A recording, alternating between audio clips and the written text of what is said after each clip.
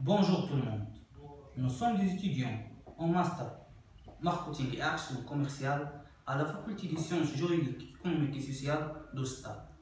Et aujourd'hui, M. Marwan Ouzrar et M. Aziz Boutayeb et moi-même Khalid Mous, dans cette vidéo, on va vous parler sur le rôle de la PNL, programmation neurolinguistique, dans la réussite d'une négociation. Donc, on va commencer par définir la programmation neurolinguistique.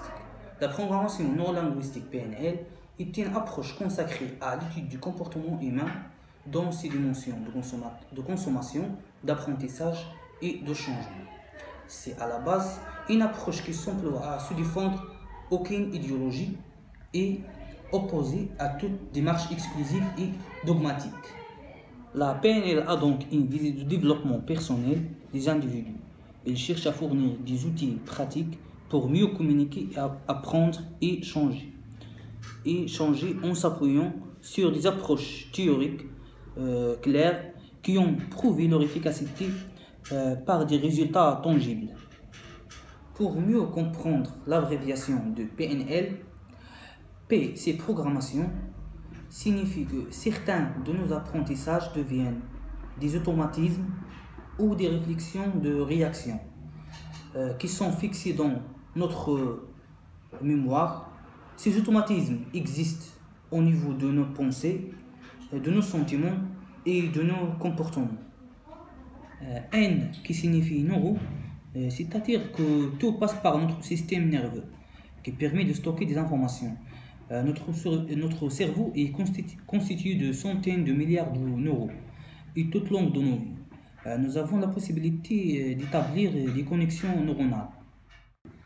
L, linguistique, signifie que le langage est un code qui permet de structurer notre façon de communiquer, c'est-à-dire le langage verbal et le langage non verbal. Après avoir défini la PNL, cette dernière met en évidence les trois canaux sensoriels principaux qui coexistent en chaque personne. Le canal visuel, c'est-à-dire le domaine des images, le canal auditif, le domaine des sons, et le canal kinesthésique, c'est-à-dire comprenant les sensations tactiles et internes, ainsi que le goût et l'odorat. Chacun a tendance à privilégier l'un de ces trois canaux selon les situations ou les interlocuteurs. Après avoir détecté les canaux sensoriels prédominants de l'interlocuteur, maintenant on va vous parler sur la synchronisation. C'est-à-dire quand le vendeur repère le système de représentation sensorielle préféré du prospect et s'y adapte par mimétisme. Le visuel aura besoin d'observer et de regarder pour comprendre et retenir. L'auditif est attentif aux mots employés, aime bavarder autant qu'écouter. Le kinesthésique est sensible aux ambiances. Après avoir défini la PNL, je vais vous expliquer qu'est-ce que ça veut dire la négociation. Donc la négociation met en présence deux ou plusieurs parties ayant des intérêts divergents mais qui ont pour objectif d'adopter une position commune. La négociation commerciale est une forme de négociation qui met en présence un acheteur et un vendeur ayant des objectifs différents mais qui souhaitent aboutir à un accord. Donc, elle débute quand les parties sont entrées en contact échangé à la suite d'une prospection des vendeurs ou d'une demande d'acheteur. La vente est de plus en plus envisagée comme un acte de négociation, comme le montrent les efforts d'emploi commercial qui valorisent davantage les négociateurs que les simples vendeurs. Passons maintenant aux objectifs de la négociation. Il y a la recherche d'informations sur le client, la création ou la gestion de la relation client, la conclusion totale ou partielle d'un contrat. Donc, les objectifs doivent être limités en nombre, mesurables, cohérents, hiérarchisés, clairement écrits. Maintenant, on va parler du rôle des PNL dans la réussite d'une négociation. La réussite d'une négociation par la qualité de la relation. Les outils PNL permettant d'établir une relation propice aux échanges afin que l'accord trouvé convienne aux deux parties. Bien sûr, cet aspect dépend des intentions du commercial. Faire du one-show ou fidéliser un client n'amènera pas le même type de relation. De même que si la négociation repose sur un rapport de force, alors les échanges seront tendus et chacun cherchera à dépasser l'autre. Et à la fin, il y aura un gagnant, mais surtout un perdant. Dans ce type de relation, le perdant d'un jour deviendra peut-être le gagnant du lendemain. Seulement la relation se crée d'eux. Ce que beaucoup de commerciaux ne savent pas, c'est qu'ils ne peuvent modifier la forme de relation instaurée par leurs clients. Et pour cela, la PNL est un outil adapté et extrêmement performant.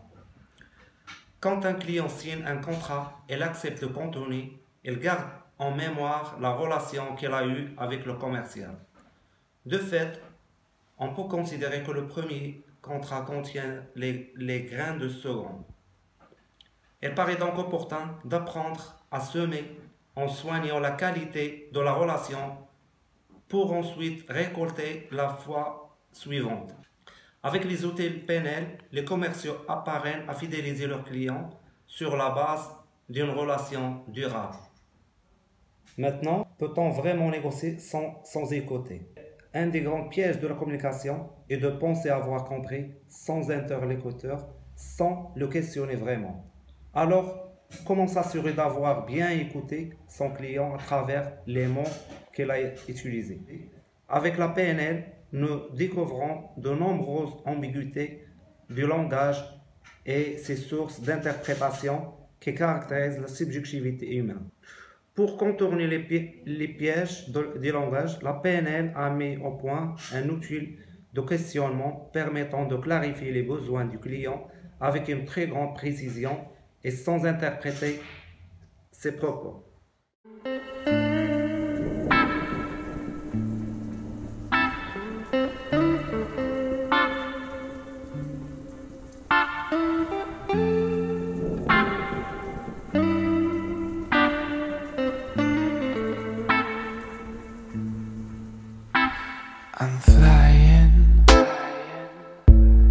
I'm flying high like a bird, but my fluttering wings can keep you from pulling me down. Your mama says I'm a fool, and yeah, maybe that's true, 'cause I can't stop thinking about you.